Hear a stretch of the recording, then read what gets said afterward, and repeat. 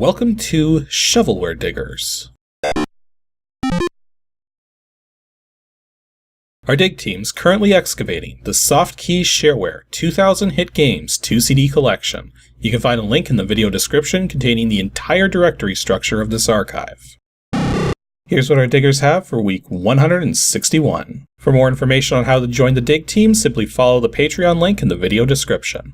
Now without further ado, let's get started. First up, we have a team dig from Paul Shear and Sinfidel ZT, DOSGAMES /PD1 /NEUFNEUF. For some reason, this directory name is making me think of Nerf guns. I don't know why, but we do have a file id.diz, so let's check that out. NEUFNEUF helps crossword puzzle authors for the production of grids in a 9x9 format. Okay. Well, let's check out what the doc file says. It was a doc file, right? Yes, it was. NEUFNEUF version 1.0. Author Jean-Pierre on Chatenet. Chatenet? This might be French. Yep, looks like I got that part right. Apparently the person is in France, and it was charging £17 or $25 US for this software.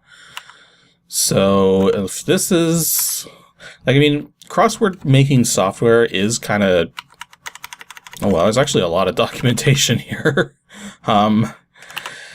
Crossword making software is usually pretty complex when it's done right, but let's see what we got here.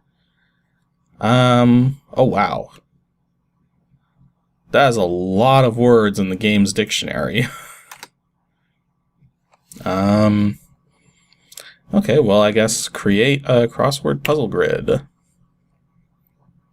This display of black squares. No. No. Okay, so basically, I get the impression that it's doing like some kind of generation ahead of time to figure out where all these black squares could end up or something. I don't know, let's just go with this one. Oh. Okay. So it seems as though to somehow make this work, I'm actually not sure what I'm doing here.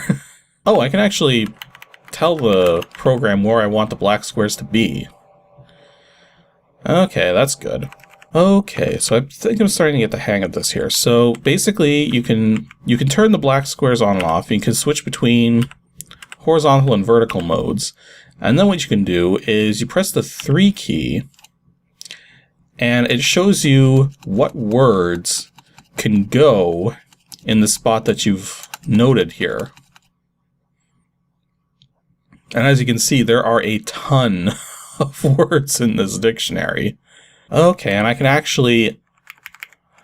Okay, I'm starting to see what's going on here. So if you push a letter key, it actually does put the letter in the spot that you're indicating here. If I wanted to say put in the word, I don't know, or I should probably switch the mode here. Fourth. And now it's like, well, what kind of F word can I have here? So I could do see what words are possible, or not that direction, switch the direction again. So I could have the word fabricate there, for example. Or facetious, or factories, factually. Or if I wanted to start it as the word fort, as the first 5 letters, I'm going to guess that if I do the see words possible, yep, fortaleza? Is that a word? Forthwith is a word. Fortified. Hey, there's Fortnite. Although it's spelled the actual way. So I'm guessing if I do something like that doesn't work out. Like for example, if I say put a word, see what words are possible here. Rabbits is possible. And we'll go with that. We'll say rabbits. Well, what word could possibly go here? Going, well, any directions really. So if I check to see what words are possible, yeah, it's telling me nothing's possible, so that's not a good sign. So yeah, the power of, I'm definitely seeing the power of this program here. Because the idea is that you can put together like the kind of words that you want in here, and then you can sort of figure out what the rest is going to be just as a result of being able to immediately see what fits in various spots. Like, obviously, this grid's not going to work very well just because of what's going on here, but if I wanted to put a word in horizontally here, apparently Nagaland is a word. Nameless, there we go. So I could do nameless, but then it's like, well, what fits here? And I can actually see what words will go there. Ragtime goes there, reforms, rhizome, rhythms. Not a lot of words, but there are words that actually do fit in there. There's also a run creation test thing. I wonder what that does. Interesting. So it's actually showing me, like, what possibilities there are. Like, maybe if I, like, cleared everything. Or is there a way to clear everything? That was one thing. Oh, there's a reinitialize squares. Okay, so that kind of clears things. Okay, so maybe if I just run the creation test with a blank grid.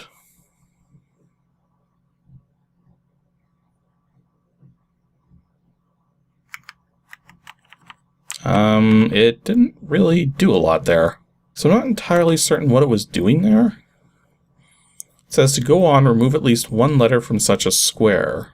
So when I click remove letter, it wants me to either remove an A, E, O, or Y. Remove a Y? And then continue the creation test? Yeah, I'm not entirely certain what the creation test thing does. Like, it's clearly measuring something in terms of possibilities. I'm just not sure exactly how it's working. But yeah, this seems like a pretty powerful program. So for a $25 software, for somebody who wants to make crossword grids like this, definitely helpful. The only thing I would say, though, is that, well, the grid is only 9 by 9. So you can only do so much with it, given a fixed size of grid like that. So it'd probably be a good thing if, like, different versions had, like, different sizes to them. I don't think I saw that in the documentation, though. So, but you know, it is pretty powerful for what it does. Next up, Matthew Belshins dug up DOSGAMES /adventure/dungeon. Well, probably something to do with dungeons. You know, just guessing. I got a lot of files with just numbers as the extensions on them. It's kind of weird. Also no executable. Just a couple COM files. Pretty large documentation as well. Let's do the README though. Dungeon 4.3, text adventure in the tradition of Advent and Zork. Okay, well that tells us it's a text adventure. And apparently this was written by Magnus Olsson in 1991. Well, I'm not seeing any registration info. There might not be any registration, but got a huge doc file here. Nope, the guy is charging money for it.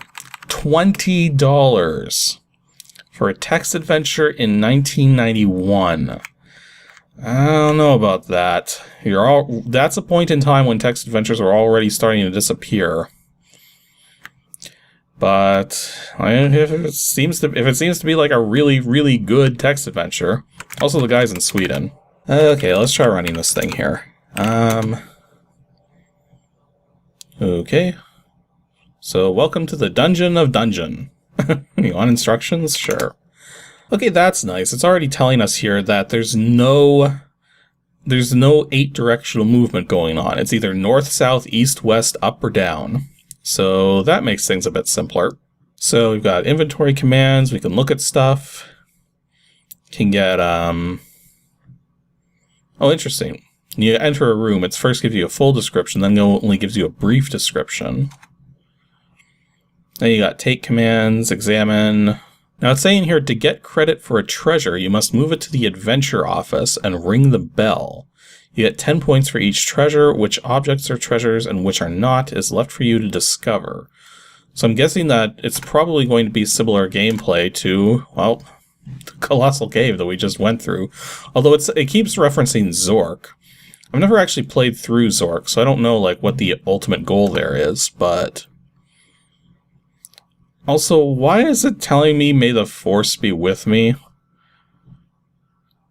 Aren't we playing like a text adventure that apparently starts in a dark and mysterious, confusing forest and not, you know, a galaxy far, far away? Okay, so tall fir trees from a dark wall around you, or form a dark wall around you. Cold wind is blowing from the mountains, and in the far distance you can hear wolves howling. Faint trails lead east and south. To the north, the forest seems to continue forever, and to the west the vegetation is so dense that it would be impossible to go in that direction. Okay then, so I'm gonna... east? You are in a dark, mysterious community junction to a north-south path and an east-to-west one. A faded poster is glued to a tree. Look at the poster. Experience your own adventure. Welcome to the famous Dungeon of Dungeon. Visit this real, magical adventure dungeon, completely without risk. A treat for the whole family. See the underground river. Visit the old torture cells. Treat for the whole family, and we're advertising torture cells? Really? So was there an exits command? There was not. So I guess we just look around again. Let's go north. You have the feeling that you've been walking in circles for the last 10 minutes or so. I've literally moved 2 rooms.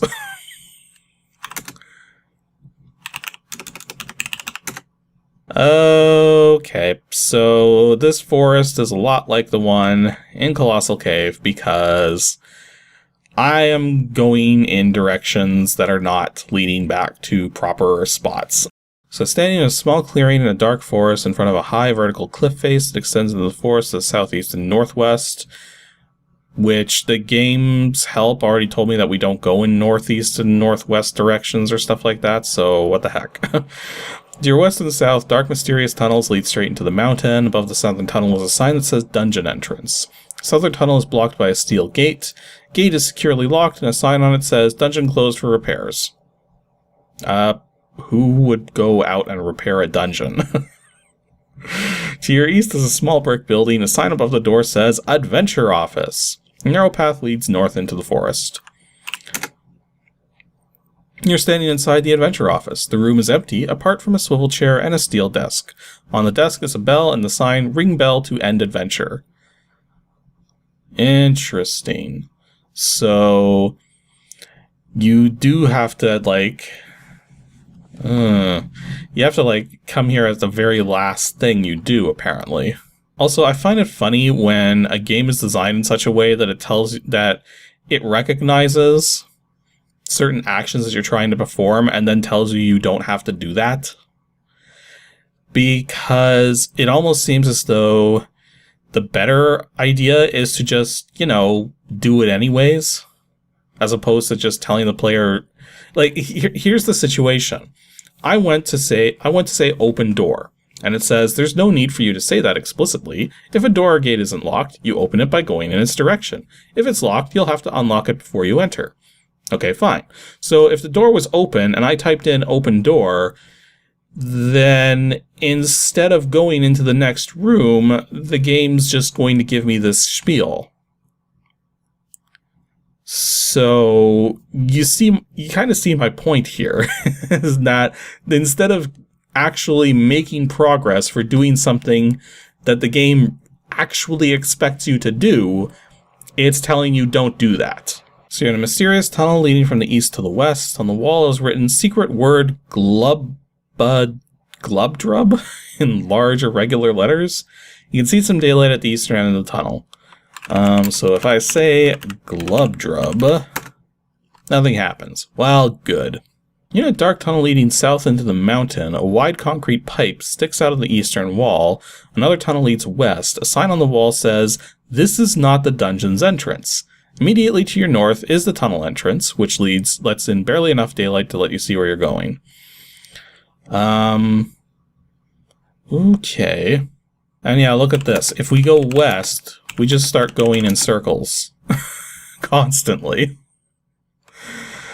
So yeah, it seems going... Yeah, the room layout is just messed up here. Anyways, that was Dungeons of Dungeon. That was, I think I get the impression that this is trying to be a lot like early text adventures and maybe succeeding a little too well at it. It has like it has certain quality of life improvements, like being able to understand the parser text more clearly, but at the same time, it's also doing that thing where the rooms are leading back to each other, and it's like, I don't know if I want to start creating crazy maps just to get anywhere in this thing. And our last dig for today comes from Jonathan Gosselin, DOSGAMES /arcade2/runoff21. Normally I'd guess something to do with blackjack just because of the 21, but at the same time it's in the arcade 2 folder, so I don't know. And we do have a doc file, so edit runoff.doc. Runoff game by, oh, it's a solo software title. Okay. Object of the game is quite simple, yet very challenging. You try and create a path through the woods for marathon runners to race through. 40 seconds in which to start creating your track before the runoff begins. So this sounds like it's going to be similar to like a pipe dream game. Okay, so runoff. Yep, there's our slow software logo in 640 by 200 resolution.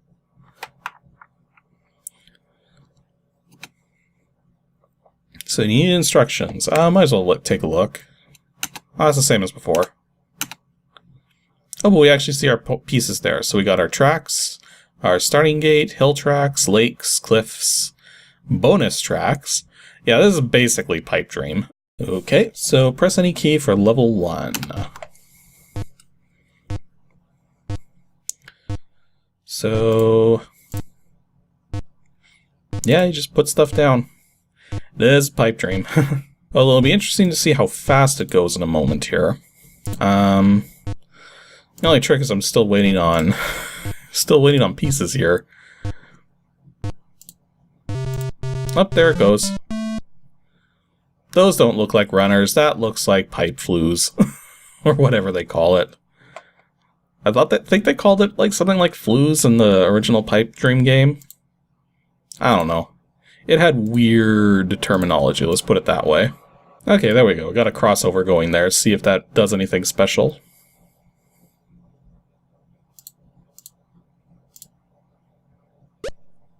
It made a beep. Well, looks like the runners are approaching the lake. Have a nice swim. And we move on to the next level. Oh wait, what? Okay, that was weird. I tried to put a piece down and it, like, put it over here, even though I'm pretty sure I clicked there. Huh. And yeah, just like Pipe Dream, you have a sort of delay that happens if you try to put a piece down over top of a piece that already exists.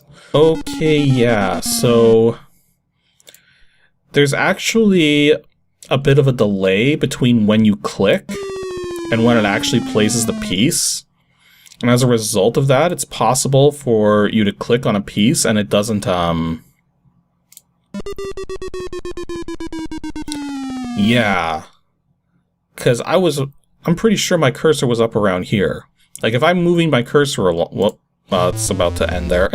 Yeah, it seems to be working now, but something, it almost seems like when the racing people, I guess, like it'd make more sense if there was like people walking along these paths, but instead it's just like the oozy pipes and stuff. It's like this is too close to Pipe Dream to call it something like that. It really is. Yeah, sometimes it's definitely getting the clicks wrong sometimes. So like it's moving up the hill.